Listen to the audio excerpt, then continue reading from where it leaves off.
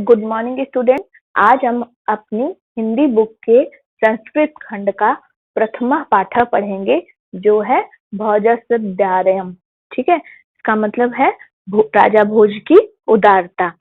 आइए इसको पढ़ते हैं।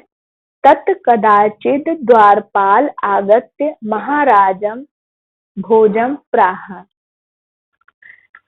इसके बाद कभी भी, कदाचित मतलब कभी भी, द्वारपाल ने आकर महाराज भोज से कहा, देव कौपीनवशेषो विद्वान द्वारी वर्तते।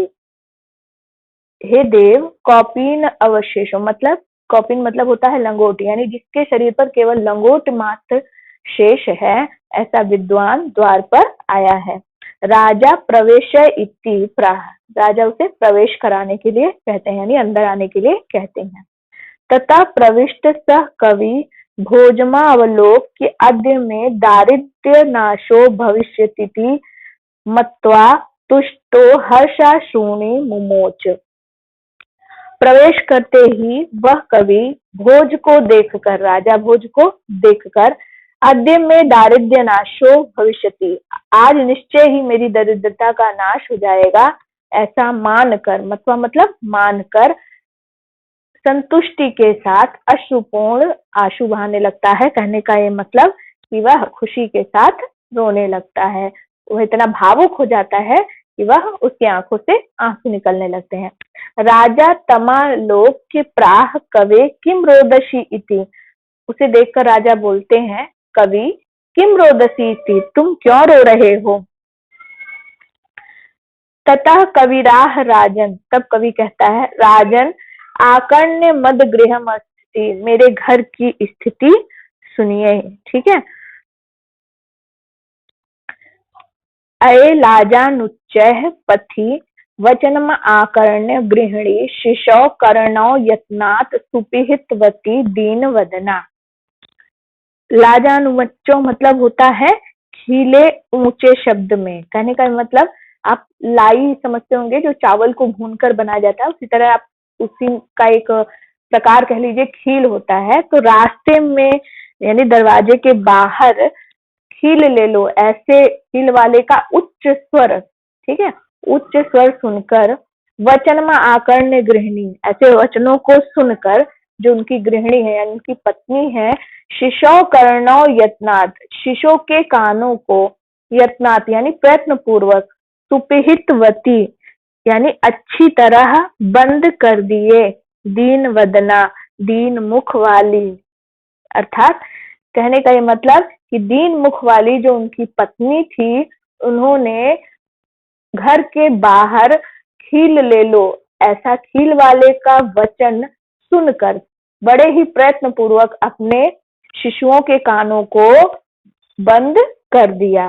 ठीक है, मई क्षीणो पाए यद कृतम दशा अश्रु बहुले तदंतः शल्यम में त्वमसि पुनरुद्धम उच्चितः। क्षीण पाए माने होता है हीन साधन वाले, यानी धनहीन, जिसके पास कोई साधन ना हो, कोई धन ना हो, किसी भी प्रकार से वो किसी कार्य को करने में सक्षम ना हो। दृशा अश्रु बहुले, इसका मतलब होता है आंसुओं से भरी दृष्टि।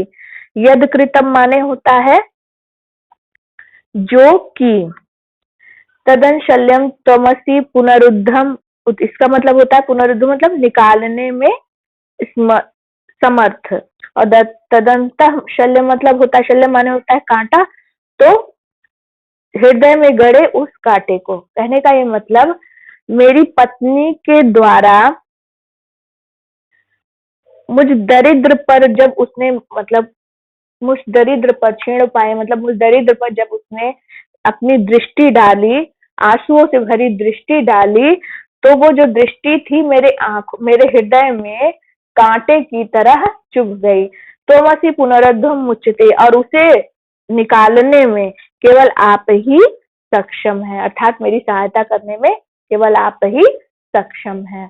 राजा शिव शिव इति उदीर्यन् अक्षरम लक्ष्यम दत्वा प्राह त्वरितम गच्छ गेहम त्वद गृहिणी खिन्ना वर्तते। राजा बोलते हैं शिव शिव, बड़े ही दुख के साथ वो बोलते हैं कि शिव शिव, प्रत्येक अक्षर, उनके प्रत्येक अक्षर पर 1 लाख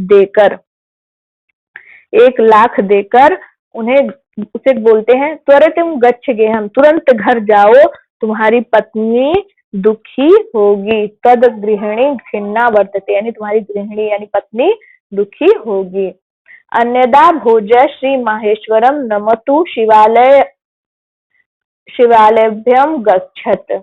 दूसरे दिन यानी अन्य दिन, ठीक है, भोज यानी राजा भोज श्री महेश्वर अर्थात शिव जी को नमस्कार करने के लिए शिवालय अर्थात शिव के मंदिर जाते हैं।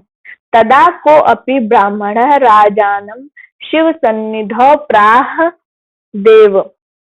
शिव सन्निधौ माने होता है शिव जी के समीप। वहां पर एक ब्राह्मण शिव जी के समीप जाकर, शिव मंदिर में शिव के समीप, शिव की मूर्ति के समीप जाकर राजा से बोलता है, अर्ध दानव वैरिणा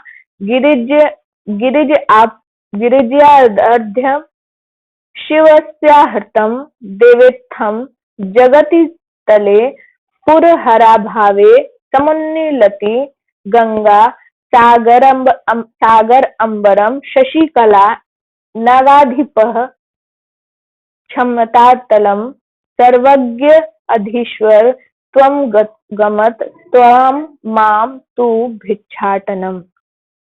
अब देखिए वो क्या कह रहा है।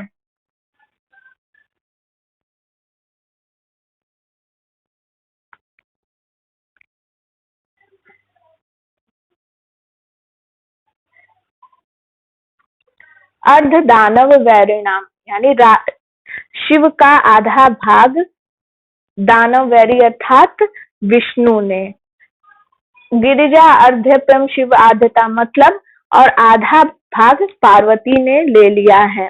हे राजन, इस प्रकार पृथ्वी तल पर शिव का अभाव दिखाई देने पर मैं गंगा सागर अमर यानी मैं गंगा सागर में, चंद्रकला आकाश में, शशिकला में लिखा ना चंद्रकला, शशि माने चंद्रमा होता है तो शशि की कला आकाश में, शेषनाग रसातल में, ये सर्वज्ञता और अधीश्वरता आप में आ गई है, यानी सारे गुण अब किसमें आ गए हैं, आप में आ गई है। भिक्षाटनम मेरे पास आ गया है, और जो भिक्षाटनम, माम माने मेरे, तू माने भिक्षाटनम देखा है, तो भिक्षाटनम का मतलब होता है भिक्षा के लिए घूमते फिरते रहना। तो ये जो भीख मांगने का जो गुण है वह मेरे पास आ गया है। इस प्रकार जो शिव है वो चारों ओर बट गए हैं। देखो कहना क्या चाह रहा है कि आधा भाग दानों के जो शत्रु है यानी विष्णु भगवान ने ले लिया है, और शिव का जो आधा भाग है वो किसने ले लिया है, गिरिजा अर्थात पार्वती जी ने ले लिया है। इस तरह से हे राजन, पृथ्वी तल पर शिव का जो हो गया है अभाव, देवत तले जगित तले पुरार भावे समुद्र, यानी चारों ओर, यानी पृथ्वी पर चारों ओर शिव का अभाव दिखाई दे रहा है। गंगा सागर में, चंद्रकला आकाश में, शेषनाग रसातल में, ये सर्वज्ञता और अधीश्वरता आप में आ गई है। ठीक है, सर्वज्ञ में ये जितनी चीजें हैं, जितनी कलाएं, ये सारी जो इन्होंने बातें कही हैं, ये सब अब किस में आ गई हैं, ये राजा भोज के अंदर समाहित हो गई हैं। और जो भीख मांगने का गुण है अर्थात जो दारिद्रता है वो किसके पास आ गई है, ब्राह्मण के पास। राजा तुष्ट तस्मै प्रत्यक्षरम लक्ष्यम ददौ, राजा संतुष्ट होते हैं और उसके प्रत्येक अक्षर पर उसे ₹1,00,000 देते हैं या लाख मुद्राएं देते हैं। अन्यदात राजा समुपस्थिताम सीताम प्राह, अगले दिन क्या करते हैं राजा, अपने पास उपस्थित सीता नामक कवित्री से कहते हैं, देवी प्रभातम वर्णय इति, प्रभात का वर्णन करो यानी सुबह का वर्णन करो। सीता प्राह, जो सीता नामक कवित्री थी तो वह वर्णन करना शुरू करती है। विरल विरलाः स्थूल स्थाराः कलाविव सज्जनाः मन इव मुनेः सर्वत्रैव प्रसन्नं भुवनः अपसरति च ध्वान्तः चित्ता सतामिव दुर्जनः वज्रति च निशा क्षिप्रं लक्ष्मीर्नुद्यमिनामिव। पहले इसका अर्थ देख लीजिए। विरल विरला मतलब होता है कोई कोई, स्थूला मतलब होता है बड़े, कलाविव वाले होता है, कलाविव मतलब जैसे कलयुग में, सज्जना माने आप जानते ही हैं अच्छे व्यक्ति। प्रसन्नम अभूत नभ, इसका मतलब होता है आकाश निर्मल हो गया। ठीक है, यहाँ देखिए कि कोई कोई बड़े बड़े मोटे तारे, कोई कोई बड़े बड़े मोटे मोटे तारे बहुत ही छोटे दिखाई दे रहे हैं। ठीक है, जैसे कलयुग में सज्जन, जैसे कलयुग में सज्जन। मुनि के मन के समान आकाश सर्वत्र प्रसन्न अर्थात निर्मल हो गया है। जैसे कि जो मुनि होते हैं, ऋषि मुनि, उनके मन में कोई छल कपट नहीं होता, उस तरह से जो आकाश है स्वच्छ निर्मल और एकदम साफ दिखाई दे रहा है। और जो बड़े बड़े तारे थे वो कैसे हो गए हैं, वे अब छोटे छोटे दिखाई देने लगे हैं। जैसे कि कलयुग में अब सज्जन व्यक्ति कम हो गए हैं, उस तरह से वे कम दिखाई देने लगे हैं। अब सरति च ध्वान्तः चिता सत्य में दुर्जना, उसका मतलब देख लीजिए। ध्वान्तम मतलब होता है अंधकार, अपसरति मतलब होता है दूर हो रहा है या हट रहा है। चिता सताम इव, इसका मतलब होता है जैसे। सताम माने सज्जनों के, चितात मतलब चित्त से, और क्षिप्रम मतलब शीघ्र ही। वैसे ही अंधकार दूर हो रहा है जैसे सज्जनों के चित्त से। अपसरति च ध्वंस मतलब जैसे सज्जनों के चित्त से दुर्जन दूर होते हैं, यानी दुष्ट व्यक्ति दूर होते हैं, वैसे ही अंधकार दूर हो रहा है। रात्रि उद्योगहीनों की लक्ष्मी की तरह तेजी से भागी जा रही है, अर्थात आलसी पुरुष के धन की भांति जो रात्रि है वह शीघ्र समाप्त हो रही है। वह क्या हो रही है, वह उनसे दूर जा रही है। जैसे आलसी व्यक्ति के पास धन नहीं टिकता है और जल्दी से समाप्त हो जाता है, उसी तरह से जो रात्रि है वह क्या हो रही है, धीरे धीरे समाप्त हो रही है। और जिस तरह से सज्जन व्यक्ति अपने चित्त में यानी अपने मन में दुर्जनों की बातें नहीं रखते हैं, उस तरह से अंधकार भी उनसे दूर होता जा रहा है। राजा तस्य लक्ष्यम दत्वाम कालिदासम प्राण, राजा क्या करते हैं, प्रसन्न होते हैं और लाख मुद्राएं देते हैं। कालिदासम प्राण, अब कालिदास से कहा, सखे त्वमपि प्रभातम वर्णन इति, तुम भी प्रभात का वर्णन करो। वो तो कवयित्री थी जिन्होंने बताया इस तरह से।